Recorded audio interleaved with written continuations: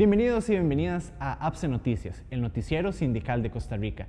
Estas son las informaciones para hoy jueves 9 de septiembre.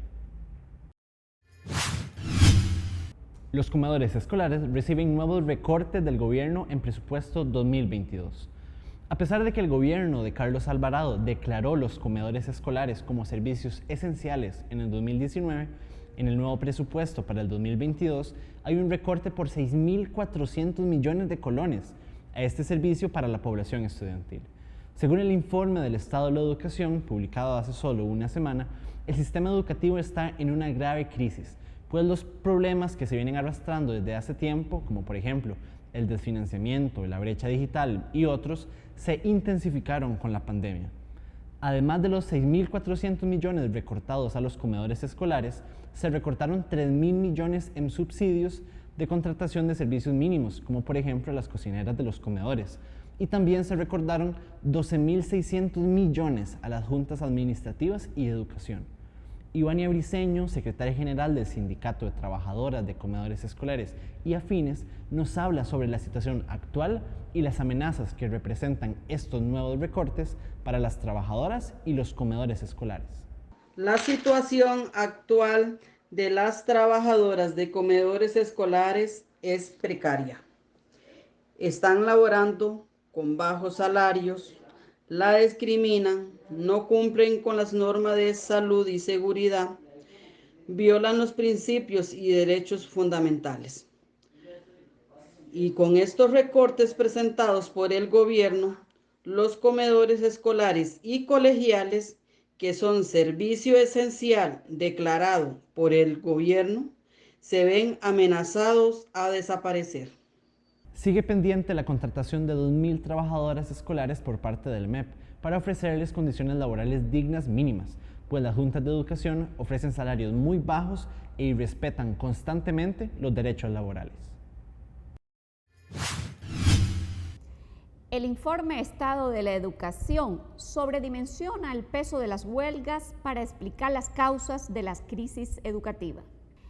El octavo informe Estado de la Educación en Costa Rica analiza con profundidad los periodos de interrupciones del ciclo lectivo para explicar lo que ha denominado el apagón educativo por el que atraviesan varias generaciones de estudiantes. Sin embargo, al analizar las huelgas de los años 2018 y 2019, se le asignan más días de interrupción de los que realmente duraron dichos movimientos. Para el 2018, la huelga contra el combo fiscal, que ha sido la más larga de la historia reciente en el país, se extendió por 3 meses. Sin embargo, el informe le adjudica 4 meses de interrupción de clases. Asimismo, el informe se refiere a 2 meses de interrupción de clases en el 2019 por las huelgas intermitentes, cuando estas en realidad fueron solo 17 días efectivos de suspensión de labores. El objetivo de una huelga nunca es afectar a las y los estudiantes y sus procesos de aprendizaje. Al respecto se refiere la presidenta de APSE, Saraya Esquivel Molina. Bueno, primero tenemos que considerar que un movimiento de huelga no es algo que el sindicato considere que es algo que quiere hacer, ¿verdad? Siempre va a tener un objetivo claro y va a ser siempre la última medida. Y para eso también como personas responsables, en este caso docentes, administrativos, en fin, trabajadores de la educación, nos preocupa mucho en qué condición van a estar los estudiantes.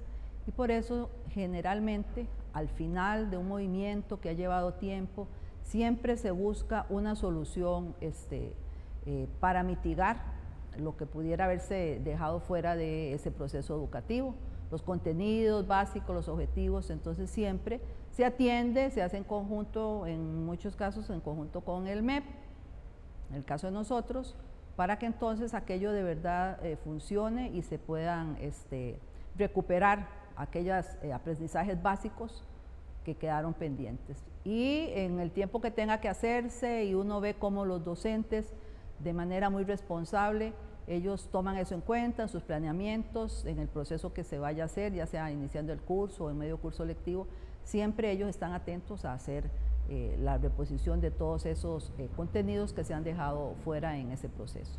Debe recordarse también que la huelga del 2018 tuvo como objetivo derrotar el plan fiscal, que contenía la regla fiscal, que es la que hoy justifica el recorte de 300.000 millones de colones para educación en el presupuesto del 2022. Entre muchas otras razones, esta huelga fue en defensa de la educación pública, pero esa responsabilidad positiva de los sindicatos no aparece en el informe del estado de la educación.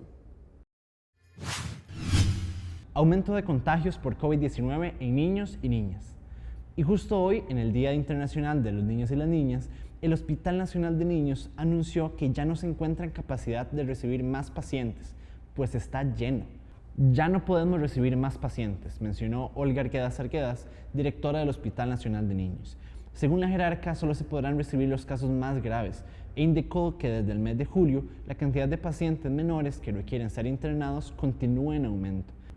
Arquedas resaltó el hecho de que no se trata de que el COVID-19 se esté volviendo más grave para los niños y las niñas, sino que al existir un crecimiento exponencial del virus a nivel general, se vuelve más probable que los menores se contagien, y esto a su vez hace que sea más probable que necesiten de un hospital. Según la doctora, los virus buscan un nicho más susceptible y al aumentar los números de personas vulnerables vacunadas, los niños y las niñas se vuelven más susceptibles al contagio. A todo eso se le suma el hecho de que los contagios en las instituciones educativas del país siguen en aumento. Desde APSE Noticias habíamos informado que durante la semana del 8 al 15 de agosto se presentaron 375 casos positivos en escuelas y colegios. Sin embargo, estos datos continúan en aumento, ya que según el MEP, entre el 22 y el 28 de agosto se contabilizaron 466 casos, mientras que del 29 de agosto al 4 de septiembre la cifra fue de 412 personas. Justamente el MEP inició ya la implementación de la anunciada reducción del distanciamiento en las aulas, mientras que por una parte el gobierno sigue sin tomar medidas diferentes y sin atender esta nueva ola de contagios de COVID-19 en el país. TEAPSE publica resultados de las elecciones regionales 2021. TEAPSE publicó hoy jueves 9 de septiembre los resultados de las elecciones regionales celebradas del 30 de agosto al 3 de septiembre, en el marco de las asambleas celebradas en las 60 regionales de APSE en todo el país. La mitad de los puestos electos asumirán sus funciones a partir del lunes 13 de septiembre hasta el 31 de diciembre del año 2022. Solamente 4 estructuras regionales tienen pendiente el resultado para algunos de los puestos a elegir. Las inconsistencias en este sentido deben ser conocidas por TEAPSE en próximos días. Los datos con el detalle de los resultados de las elecciones regionales 2021 pueden ser consultados en el sitio web www.apse.cr/TEAPSE. La siguiente actividad que cuenta con permiso para toda la afiliación apsina son las asambleas de base, que se llevarán a cabo del 27 de septiembre al 1 de octubre. Y en el plano internacional, protestas en Brasil bajo el lema Fuera Bolsonaro. Este martes 7 de septiembre, en Brasil, más de un centenar de ciudades se llenaron de manifestaciones en contra del gobierno de Bolsonaro.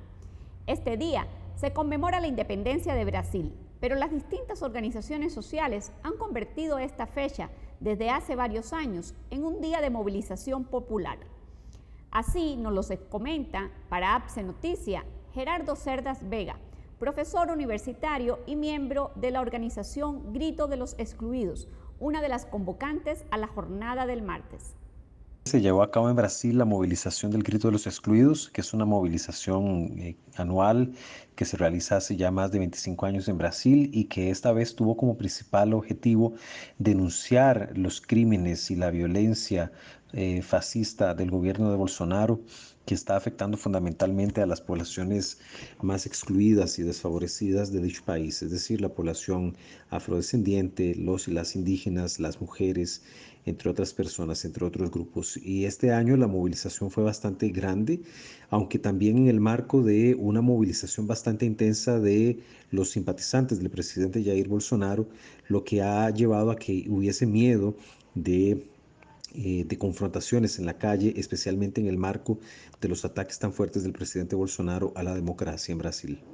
Organizaciones sindicales, de mujeres, de pueblos indígenas y campesinos, de la comunidad LGBTI, se dieron cita bajo la consigna principal Fuera Bolsonaro, que articula a su vez una serie de reivindicaciones que demuestran la diversidad de malestares acumulados en la población. Hace menos de un mes, el 18 de agosto, las organizaciones sindicales convocaron a una jornada nacional de lucha con huelga en varios servicios públicos, en protesta contra la reforma administrativa impulsada por el presidente Bolsonaro, la cual, según los sindicatos, pone en riesgo la estabilidad laboral de las y los trabajadores del sector público brasileño. ¿Cómo influyen los grandes medios de comunicación en la política nacional? No se pierda el programa de hoy desde la otra acera, con el tema El poder detrás del trono, medios de comunicación en la política. En las elecciones del 2018 hubo gastos de publicidad electoral por 6.204 millones. Las dos empresas más grandes de comunicación del país, Teletic y Repretel, se dejaron 1 de cada 3 colones de ese dinero. ¿Cómo influyen los medios de comunicación en la política nacional?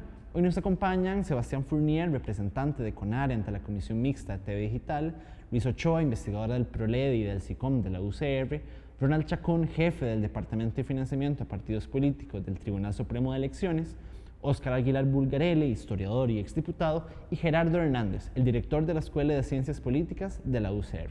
No se lo pierda en unos minutos, ahorita a las 7 de la noche, aquí por el Facebook de APSE Informa. Muchas gracias por acompañarnos hoy en esta edición de APSE Noticias. Nos vemos la próxima semana con más información del noticiero sindical de Costa Rica.